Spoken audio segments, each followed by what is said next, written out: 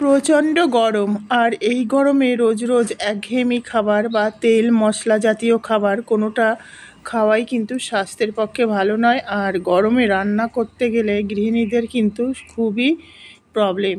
তা আজ এত সুন্দর একটি রেসিপি নিয়ে এসেছি, রাইস। হ্যাঁ বন্ধুরা, রাইস এনেছি কিভাবে একদম তেল মশলা, সামান্য তেল বা উইদাউট মশলা একটা ঝরঝরে লেমন রাইস, যেটা কিন্তু সকালে এক বাটি খেলে বা দুপুরে খেলে অন্য কিছুর আর প্রয়োজন হয় না। রান্নার ঝামেলাটাও কমবে আর খেতেও কিন্তু খুবই টেস্টি। তা চলুন দেখা যাক কী কী উপকরণ লেগেছে। এখানে একদম এক বাটি রাইস নিয়েছি, মানে এটা পরিমাণ মতো যতটা লাগবে ঠিক ততটা। এখানে আছে কিছুটা পনির, মানে গ্রেট করে ভাজা আছে, কিছুটা শসা আছে, লেমন জুসটা একটু পড়ে গেল, লেমন জুসটা একটু বেশি লাগবে। এখানে আদা কুচি, লঙ্কা কুচি, এটা কারি পাতা, নারকেল কোড়া, চীনা বাদাম, ছোলার ডাল, ভাজা মুগ ডাল, ধনে পাতা কুচি। আমি আরেকবার দেখিয়ে দিচ্ছি, দেখে নিন। এই হচ্ছে উপকরণ, আর কয়েকটা উপকরণ লাগবে, সেটা আমি রাইসটা তৈরি করার সময় দিচ্ছি। এই সময় গ্যাসের ফ্লেমটা একদম লোতে রাখতে হবে, আর অয়েল মাত্র নামমাত্র। এটা আমি সর্ষের তেল দিয়ে দিচ্ছি, মাস্টার্ড অয়েল। আর সর্ষের তেল মানে 2 স্পুন দিয়ে দিলাম। এখানে পরিমাণ মতো নুন একটু দিয়ে দিলাম যাতে ছিটাবে না। আর প্রথমেই আদাটা দিয়ে দেবো, আদা কুচি।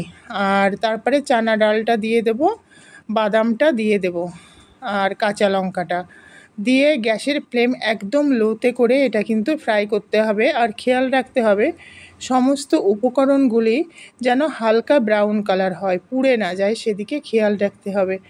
1 মিনিট মতো, এটা হাফ মিনিট মতো হওয়ার পর এইবার যে উপকরণটা আছে কারি পাতা, এটা দিয়ে দেব। কোনো উপকরণটাই খুব বেশি ফ্রাই হওয়ার দরকার নেই, হালকা ফ্রাই হলেই চলবে, আর সেটা খেতেও কিন্তু ভালো লাগবে। এই রাইসটা আপনারা একবার হলেও গরমের মধ্যে ট্রাই করুন, দেখবেন রোজ ডাল ভাত মাংস এসব খেতে ভালো লাগবে না। নারকেল কোড়া দিয়ে দিলাম। আর এই সমস্ত উপকরণগুলি আমাদের বাড়িতে, সবার বাড়িতেই কম বেশি থাকে। নারকেল কোড়াটা দিয়ে দিলাম, দিয়ে হালকাভাবে নাড়াচাড়া করে নারকেলটা হালকা ব্রাউন হয়ে যাবে। এইভাবে কন্টিনিউয়াস নাড়তে হবে, না হলে নারকেল বা অন্যান্য উপকরণগুলি কিন্তু পুড়ে যেতে পারে। আর গ্যাসের ফ্লেমটা কিন্তু একদম লোতে রাখতে হবে। নারকেলটা দেখুন একদম লাল হয়ে গেছে। এবার 1 চামচ ঘি দিয়ে দিলাম এর মধ্যে, ঘিয়ের ফ্লেভারটা দারুণ লাগে। ঘিটা দিয়ে দিলাম, দিয়ে আরেকটু নাড়াচাড়া করব যাতে ঘির মধ্যে সমস্ত উপকরণটা যায়। একদম নামমাত্র চিনি দিয়ে দিলাম, এটা টার্মিক পাউডার মানে হলুদ গুঁড়োটা দিয়ে দিলাম। এইবার রাইসটা দিয়ে দেব, লেমন জুসটা দিয়ে দেবো। আমার লেমন জুসটা নিয়েছিলাম, অনেকটা পড়ে গেছে, আর একটু হলে ভালো হতো, আর আমি মানে জুসটা বের করিনি। ধনেপাতা কুচিটা দিয়ে দিলাম, মানে সমস্ত উপকরণটা আমার দেয়া হয়ে গেল। এইবার এটাকে নাড়বো, কালারটা জাস্ট দেন অসাধারণ, আর খেতেও কিন্তু অসাধারণ, মানে এটার সঙ্গে অন্য কিছুর আর প্রয়োজন হয় না। এত টেস্টি একটা রাইস আপনারা বাড়িতে তৈরি করে খান, দেখবেন খুবই ভালো লাগবে। এটা 100% গ্যারান্টি।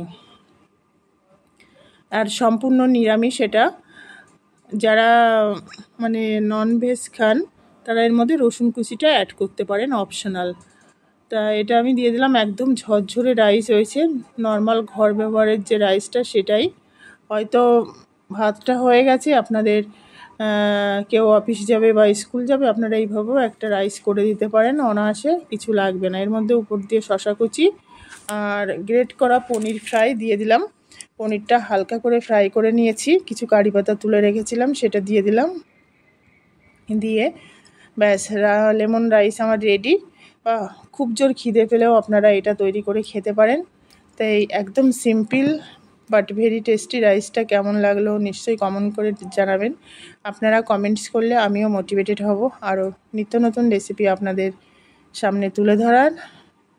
যদি ভালো লাগে তাহলে নিশ্চয়ই চ্যানেলটি সাবস্ক্রাইব করে অল নোটিফিকেশান অন করে রাখবেন, যাতে নতুন নতুন রেসিপি আপলোড হলে সবার আগে আপনার কাছে নোটিফিকেশান যায়। এই গরমে সবাই খুব সতর্ক থাকবেন, সুস্থ থাকবেন, হেলদি খাবার খান। টাটা বাই বাই, আবার দেখা হবে আপনাদের সঙ্গে নতুন রেসিপি নিয়ে।